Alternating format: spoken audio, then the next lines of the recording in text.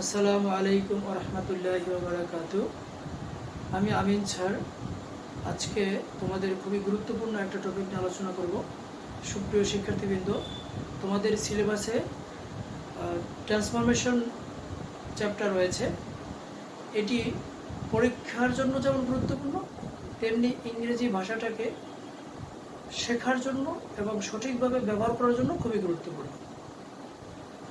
তো তোমাদের সিলেবাসে এটা অন্তর্ভুক্ত করা হয়েছে মূলত ইংরেজি ভাষার দক্ষতাটাকে বৃদ্ধি করার জন্য। আমরা জানি ইংরেজিতে অর্থ অনুযায়ী বাক্য 5 প্রকার: অ্যাসার্টিভ, ইন্টারোগেটিভ, ইম্পারেটিভ, অপটেটিভ এবং এক্সক্লামেটরি। তো অ্যাসার্টিভ বাক্য আবার 2 প্রকার: অ্যাফার্মেটিভ, নেগেটিভ। আজকে আমরা অ্যাফার্মেটিভ থেকে নেগেটিভ বাক্যের পরিবর্তন করা শিখব। তো আমরা যদি এটা শিখতে চাই, সেক্ষেত্রে আমাদের দুটোর রিকোয়ারমেন্ট অর্থাৎ দুটোর চাহিদাটা আগে বুঝতে হবে। অ্যাফার্মেটিভ বাক্যটার গঠনটা কীরকম এবং নেগেটিভ বাক্যের গঠনটাই বা কীরকম।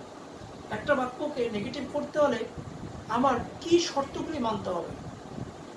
তো একটা বাক্যকে নেগেটিভ করতে হলে সর্বপ্রথম ওই বাক্যের ভিতরে একটা নট অথবা নেগেটিভ ওয়ার্ড ইনপুট করতে হবে, অর্থাৎ দিতে হবে। তো এই জন্য এখন আমাদের জানতে হবে নেগেটিভ ওয়ার্ডটা আমি কোথায় দেব। তো এই জন্য আমাদের গঠনটা জানাটা খুবই জরুরি। তো লক্ষ্য করো, অ্যাফার্মেটিভ একটা বাক্য গঠিত হয় সাবজেক্ট, অক্সিলারি ভার্ব, ভার্ব এবং অবজেক্ট নিয়ে। এবার আমরা নেগেটিভের গঠন দেখি। নেগেটিভ বাক্যে একটু যদি আমরা কম্পেয়ার করি, অর্থাৎ দুটো স্ট্রাকচারকে তুলনা করি, তাহলে দেখব নেগেটিভ বাক্যে শুধুমাত্র একটা নট যুক্ত হয়েছে, শুধুমাত্র একটা নট যুক্ত হয়েছে। এবং লক্ষ্য করলে তোমরা দেখবে নটটা যুক্ত হয়েছে অক্সিলারি ভার্বের পরে। তাহলে এখানে আমার একটা প্রশ্নের উত্তর সম্পন্ন হয়ে গেল।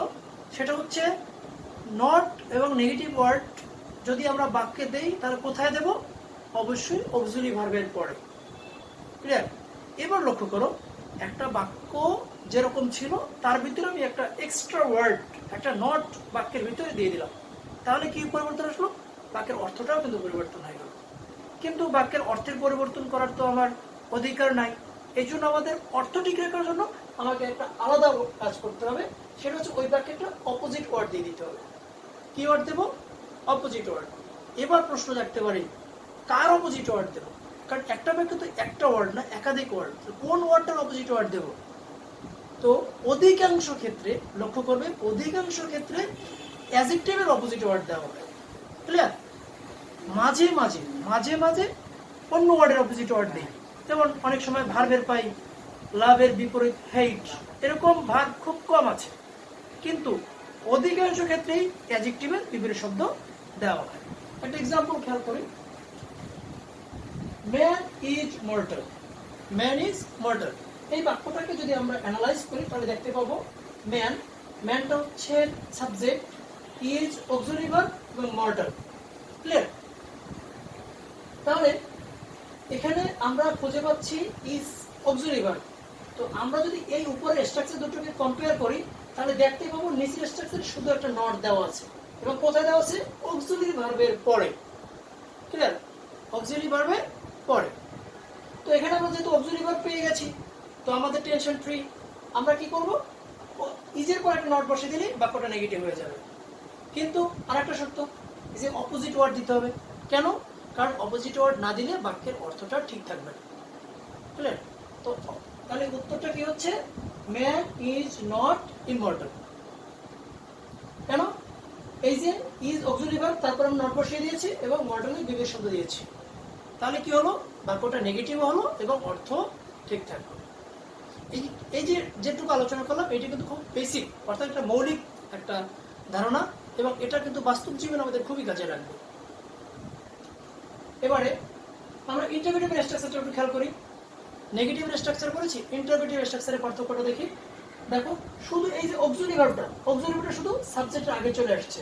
এখানে সাবজেক্টের পরে অক্সিলারি ভার্ব ছিল, বাট এখানে সাবজেক্টের আগে অক্সিলারি ভার্বটা দেওয়া হয়েছে। আর বাকি স্ট্রাকচার ভার্ব অবজেক্ট দেখো ঠিক আছে, এবং পরে একটা কোশ্চেন মার্ক ব্যবহৃত হয়েছে। এখন প্রশ্ন হলো, আমরা শিখতেছি নেগেটিভ, তাহলে ইন্টারোগেটিভের স্ট্রাকচারটা কেন শিখলাম? সেই অ্যান্সারটা খেয়াল করো। যথাযথ অপোজিট ওয়ার্ড পাওয়া না গেলে আমরা নেগেটিভ ইন্টিগ্রেটিভ করব। আমি একটা বাক্যের ভিতরে নট দেব এবং অর্থ ঠিক রাখার জন্য অপোজিট ওয়ার্ড দেব, কিন্তু এমন এমন কিছু বাক্য আছে যে বাক্যের ভিতরে কোনো ওয়ার্ড থাকবে না, যেই ওয়ার্ডের অপোজিট ওয়ার্ড দিলে বাক্যের অর্থ পুরোপুরি ঠিক থাকবে, মানে যথাযথভাবে বাক্যের অর্থটা ঠিক থাকবে না। তাহলে যদি এইরকম বাক্য পাওয়া যায় যে বাক্যে কোনো অপোজিট ওয়ার্ড দেওয়ার মতো কোনো শব্দ নাই, তখন আমরা কি করব? তখন আমরা নেগেটিভ ইন্টারোগেটিভ করব। কি করব? Negative interrogative.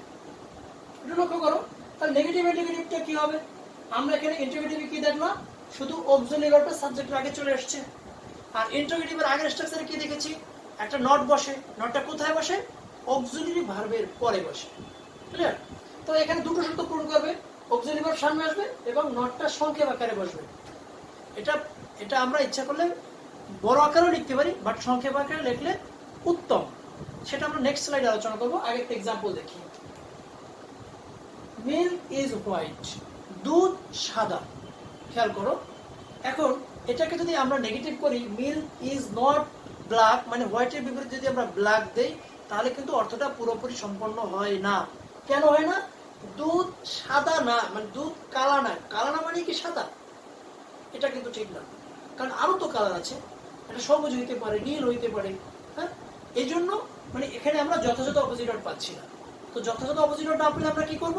Negative interrogative. তাহলে এই বাক্যটা যদি অ্যানালাইজ করি, আমাদের মূল টার্গেট হচ্ছে অক্সিলারি ভার্বটাকে ধরা। অক্সিলারি ভার্বটা যদি সামনে নিয়ে আসতে পারি কিংবা অক্সিলারির সাথে নট দেই, তবে বাক্যটা নেগেটিভ কিংবা ইন্টারোগেটিভ হচ্ছে। তো আমি অক্সিলারি ভার্ব পেয়ে গেছি ইজ। এখন আমাদের আর কোনো চিন্তা করতে হবে না। তাহলে আমরা কি করব? অক্সিলারি ভার্বটাকে সামনে নিয়ে আসবো এবং যেহেতু অপোজিট ওয়ার্ড দেওয়া সম্ভব না, সুতরাং ইজের সাথে সংক্ষেপ করে আমরা নট দেব। আমি কেন সংক্ষেপ বলছি? পরবর্তী স্লাইডটা একটু লক্ষ্য করো। এখানে যদি আমি নটকে পুরোপুরি অর্থাৎ সংক্ষেপ করে না লিখি, তাহলে আমাকে লক্ষ্য রাখতে হবে সাবজেক্টটা কি নাউন নাকি প্রোনাউন। যদি সাবজেক্টটা হয় নাউন, তাহলে নটটা লিখতে হবে আগে, আর সাবজেক্টটা যদি হয় প্রোনাউন, তাহলে নটটা লিখতে হবে পরে। তো একটা ঝামেলা বিশেষ। এই ঝামেলাটা এড়ানোর জন্য সহজ বুদ্ধি হচ্ছে সংক্ষেপ করে নটটা লিখে দেওয়া। তো সংক্ষেপ করে লিখতে গেলে আবার কয়েকটা প্রবলেম বলবে তোমরা।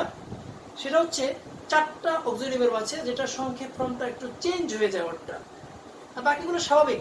ওটা না লিখে শুধু অ্যাপোস্ট্রফি দিলেই চলে যায়, মানে তোমার কাজটা হয়ে গেল। একটা ইলেক্ট চিহ্ন দিবে, নট সংক্ষেপ হয়ে গেল। বাট ব্যতিক্রম 4টা একটু আমরা দেখে নেই। অ্যাম নট সংক্ষেপ করে লিখলে হবে এইট।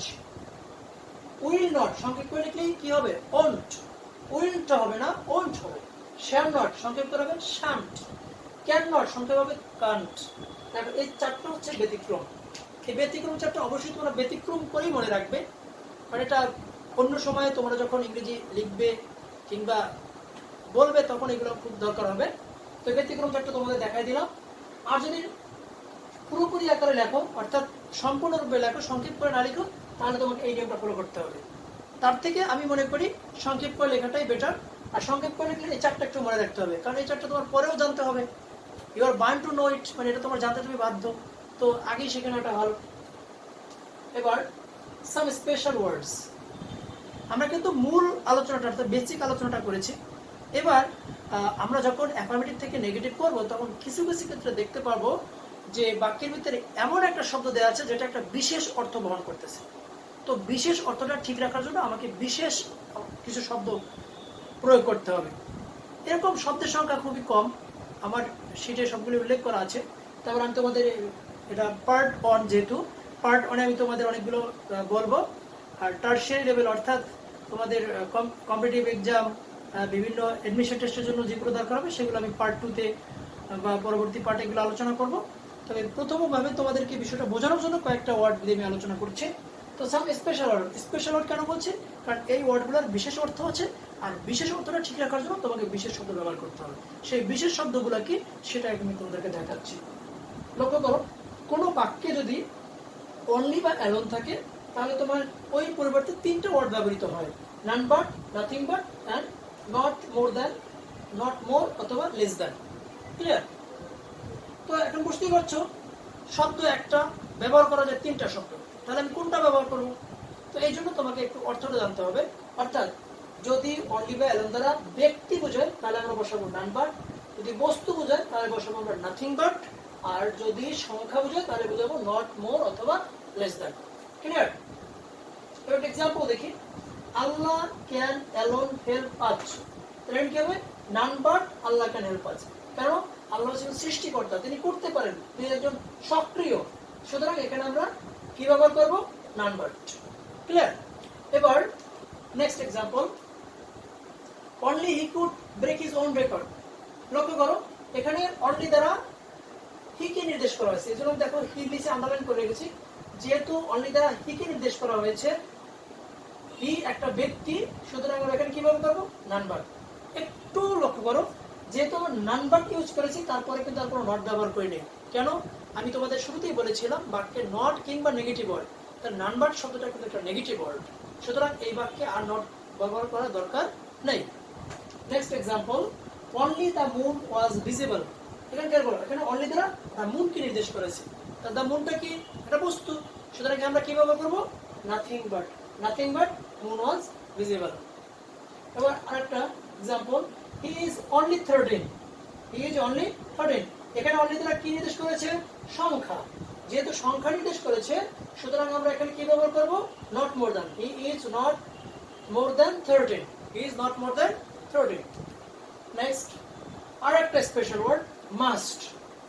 যদি কোনো বাক্যে আমরা মাস্ট পাই, লক্ষ্য করো, তাহলে আমরা মাস্টের পরিবর্তে লিখবো ক্যান নট বাট অথবা হেল্প। কিন্তু মাস্টের কিছু সিনোনিম আছে, যেমন ক্যান, হ্যাভ টু অথবা হ্যাজ টু। মাস্ট দ্বারা যেরকম বাধ্যতামূলক বোঝায়, তেমনি হ্যাভ টু, হ্যাজ টু দ্বারাও বাধ্যতামূলক বিষয়টাকে নির্দেশ করে। সুতরাং মাস্ট অথবা ক্যান নট, ক্যান অথবা হ্যাভ টু অথবা হ্যাজ টু যদি আমরা পাই, সেক্ষেত্রে আমরা ক্যান নট বাট অথবা হেল্প, খেয়াল করো, বাট অথবা হেল্প। তো এখন প্রশ্ন হচ্ছে তাহলে কোনটা ব্যবহার করবো? তুমি দুটোই ব্যবহার করতে পারবে। বাট ব্যবহার করলে কোনো ঝামেলা নেই, বাট হেল্প যদি ব্যবহার করো তাহলে তোমাকে একটা আইএনজি ব্যবহার করতে হবে। কেন? কারণ হেল্প হচ্ছে একটা ভার্ব, আর একটা বাক্যে দুটো বার হলে পরবর্তী ভার্বের সাথে আইএনজি যুক্ত করতে হয়, তো সেই জন্য হেল্প ব্যবহার করলে তোমাকে আইএনজি যুক্ত করতে হবে। ক্লিয়ার? একটু যদি লক্ষ্য করো, আমি কিন্তু ক্যান নট বাটটাকে বোল্ড করে দিয়েছি, কারণ এইটা দেওয়া তোমার জন্য সেফ, নিরাপদ। কেন? কারণ তখন তোমাকে কিছু যুক্ত করতে হচ্ছে না। আর পরীক্ষায় বেশি আসে মাস্ট, এই জন্য আমি মাস্টটাকে বোল্ড করে দিয়েছি। For example, man must submit to destiny. এই এক্সাম্পলটা থেকে লক্ষ্য করো, ম্যান মাস্ট সাবমিট টু, এখানে মাস্ট ব্যবহার করেছে, তাহলে মাস্টের মধ্যে আমরা কি বসাবো? Can not but. Can not but বসে আর কোনো ঝামেলা, রেস্ট, অর্থাৎ বাক্যের বাক্য বিষয় লিখে দিলাম। এবং অর, অর মানে অথবা, মানে এটা লিখে আমি এটাও লিখতে পারবো, ম্যান ক্যান নট হেল্প। যদি হেল্প লিখি তবে তোমাকে কি করতে হবে? আইএনজি যুক্ত করতে হবে। ক্লিয়ার? নেক্সট আমরা আগের শ্রেণী পড়েছি কি হ্যাভ টু, হ্যাজ টু। তো হ্যাভ টু, হ্যাজ টু যদি হইতে পারে, তাহলে পাঁচটি কি হবে? Have to. যদি হ্যাভ টু হয়, খেয়াল করো, পাঁচটি যদি হ্যাভ টু হয়, তখন আমরা কি ব্যবহার করবো? তখন জাস্ট তোমাকে ক্যানের পাস্ট ফর্মটা ব্যবহার করতে হবে। তখন ব্যবহার করতে হবে কুড নট, আর বাকিটা ঠিক থাকবে বাট অথবা হেল্প। বাট হেল্পের ব্যাপারটা তো আমরা আগে আলোচনা করেছি। তো he had to practice A lot for this, তখন আমরা কি লিখবো? He could not but practice A lot for this. অথবা হি কুড নট হেল্প, যদি আমরা হেল্প ব্যবহার করি তবে কিন্তু আইএনজি ব্যবহার করতে হবে। কারণটা আমি তোমাদের আগে ব্যাখ্যা করেছি, যেহেতু হেল্প একটা ভার্ব, সুতরাং পরবর্তী বাক্যতে কি করতে হবে? আইএনজি যুক্ত করে দিতে হবে। নেক্সট, এভরি অথবা অল, এই শব্দ দুটো বিশেষ। তো এই এভরি বা অল যদি কোনো বাক্যে থাকে, তাহলে ওই বাক্যটাকে তিন ওয়েতে, অর্থাৎ তিন ভাবে তুমি পরিবর্তন করতে পারো। ক্লিয়ার? আমি তিনটাই তোমাদেরকে দেখিয়েছি। কেন? কারণ পরে কিন্তু উল্টাও আসবে, অর্থাৎ নেগেটিভ টু অ্যাফার্মেটিভ আসবে, এই জন্য তোমাকে তিনটাই জানতে হবে। ক্লিয়ার? তো আমি প্রথমটাকে বোল্ড করে দিয়েছি, কারণ প্রথমটা ব্যবহার করা তোমাদের জন্য নিরাপদ, অর্থাৎ বাক্যে বেশি পরিবর্তন করতে হচ্ছে না, শুধু মনে রাখলেই হয়। যেমন এক্সাম্পল সহকারে বোঝায়, দেয়ার ইজ নো, এভরিবডিতে আমরা কি বসাবো? দেয়ার ইজ নো অথবা নোবডি, তারপর বাট। অল থাকলে আমরা নোবডি বসাবো, আর এভরি থাকলে নো বসাবো। দেয়ার ইজ নো, তারপরে একটা ডট লাইন দিয়েছি, মানে এভরির পরের শব্দটা, তারপরে বাট, তারপর বাক্যে যা আছে বাক্য অংশটা লিখে দিলেই হয়ে গেল, কোনো পরিবর্তন করতে হবে না। For example, every mother loves her child. Clear? এবং লক্ষ্য করো, there is no mother but, এই যে দেয়ার ইজ নো দিয়েছি, এভরির পরের শব্দটা মাদার, এই যে মাদারটা প্লেস করেছি, বাট লিখে বাক্য অংশটা লিখে দিয়েছি, ঝামেলা শেষ। তার বাক্যটা নেগেটিভ হয়ে গেল। পরবর্তী এরপরে লেখা করি, দেয়ার ইজ নো, এরপরে আমরা বাট পরের শব্দটা লিখবো, কিন্তু বাট না লিখে আমরা হু লিখতে পারি। যদি হু লেখি তাহলে তখন তোমার আরেকটা কাজ করতে হবে, তখন বাক্যের পরবর্তী অংশটাকে আবার নেগেটিভ করতে হবে। একটু লক্ষ্য করো, there is no mother who does not love her child। যখন আমরা হু ব্যবহার করেছি, খেয়াল করো, যখন হু ব্যবহার করেছি তখন ডাজ নট লাভ দিয়েছি, কারণ লাভ এটাকে নেগেটিভ করে কি হবে, ডাজ নট লাভ। এখানে লক্ষ্য করো, এখানে ডাজ নট কিভাবে আসলো সেটা আমাদের একটু ক্লিয়ার করে দিচ্ছি। আমরা একটু আগেই পড়ে এসেছি যে বাক্যকে নেগেটিভ করতে হলে একটা নট বসাইতে হয়, এবং নটটা কোথায় বসে, অক্সিলারি ভার্বের পরে। কিন্তু যখন অক্সিলারি ভার্ব পাবো না তখন কি করবো, কারণ অক্সিলারি ভার্ব ছাড়া তো নট বসতে পারবে না। যখন অক্সিলারি ভার্ব পাবো না তখন এই অক্সিলারি ভার্বের কাজটা করে দেবে ডু ভার্ব। তোমাদের টেন্স ওভারভিউ তো আমি পড়েছিলাম যে যদি অক্সিলারি ভার্ব নিয়ে প্রবলেম হয় তখন আমরা ডু ব্যবহার করব, আর যদি মেইন ভার্ব নিয়ে প্রবলেম হয় তখন আমরা বি ভার্ব ব্যবহার করব। যেমন আমি ছাত্র, এই বাক্যে কোনো ভার্ব নাই, তো এখন আমার মেইন ভার্ব দরকার। এই মেইন ভার্বের চাহিদাটা পূরণ করবে কে, বি ভার্ব। যেমন আই এম স্টুডেন্ট, ওকে। তেমনি এখানে অক্সিলারি ভার্ব নিয়ে প্রবলেম হয়েছে, তো অক্সিলারি ভার্ব নিয়ে যদি প্রবলেম হয় সেক্ষেত্রে কে সাহায্য করবে, ডু ভার্ব, ওকে। তাহলে আমরা ডু ভার্ব দিলাম। এখন প্রশ্ন হচ্ছে ডু এর তো তিনটা ফর্ম আছে, ডু, ডিড, ডাজ, কোনটা বসাবো? এটা সম্পূর্ণ নির্ভর করবে ভার্বের উপরে। আমি যেই ভার্বটার জন্য কাজটা করছি সেই ভার্বটা কোন ফর্মে আছে। ভার্বটা প্রেজেন্টে থাকলে ডু বসাবো, ভার্বটা যদি পাস্টে থাকে তাহলে ডিড বসাবো, ভার্বের সাথে এস থাকলে আমরা ডাজ বসাবো। তো লক্ষ্য করো, এই ভার্বের এখানে এস আছে, কি আছে, এস থাকলে আমরা কি বসাবো, does. So there is no mother who does not love her son। এই যে হু দিয়েছি, তারপর আমরা নেগেটিভ দিয়েছি, নেগেটিভ করতে হলে নট দিতে হবে, এজন্য নট দিয়েছি। এবার 3 নাম্বার অপশন দেখো, তিনটা অ্যানসারই correct. No, nobody, not plus opposite word. আমরা এভরি বা অল এভরিতে নো ব্যবহার করতে পারবো, আর নো ব্যবহার করলে আমাকে একটা অপোজিট ওয়ার্ড ব্যবহার করতে হবে। যেমন দেখো, every mother loves her child, তাহলে কি হবে, no mother hates her child. এখানে এভরি বলতে আমরা কি ব্যবহার করেছি, নো, ক্লিয়ার। নো মাদার এবং এই যে লাভ, লাভ এভরি হেট, এজন্য hates this. 3 options, 3 way to change, okay. তিনটে পদ্ধতি চেঞ্জ করে তোমাদের তিনটেই শিখতে হবে। তবে সব থেকে সহজ হচ্ছে এইটা, প্রথমটা, এই জন্য প্রথমটা বোল্ড করে দিয়েছি, কারণ তোমার বিপরীত শব্দও লাগে না আর কোনো নট টটের কোনো ঝামেলা নেই। তবে শিখতে হবে তিনটেই, যেহেতু পরীক্ষায় তিনটা মানে উল্টোভাবে আসার অপশন আছে। এবার এখানে একটা অল দিয়ে এক্সাম্পল দিয়েছি, অল লাভস ফ্লাওয়ার। তাহলে এই যে অলের জায়গায় আমি বলেছিলাম অল থাকলে আমরা নোবডি ইউজ করবো, তাহলে দেয়ার ইজ নোবডি, বাট, তারপর দেয়ার ইজ নোবডি হু, তারপরে আবার নট দিয়েছি। আবার এই যে অল থাকলে নোবডি, এই জন্য আমরা নোবডি দিয়েছি, নোবডি হেটস, ক্লিয়ার। আমি এখানে জাস্ট তিনটা এক্সাম্পল সেট করেছি তোমাদেরকে অলের বিষয়টাকে কমপ্লিট করার জন্য। এবারে এভরি বা অলের পরে খেয়াল করো, যদি মেইন ভার্ব না থেকে বি ভার্ব থাকে, বি ভার্ব তোমরা নিশ্চয়ই জানো, am is are, was were, be been ইত্যাদি। তো যদি এই এভরি বা অলের পরে যদি বি ভার্ব থাকে তখন আমাদের তিনটা নিয়ম না, তখন একটা নিয়ম, ক্লিয়ার। সেই নিয়মটা কি, নো প্লাস অপোজিট ওয়ার্ড।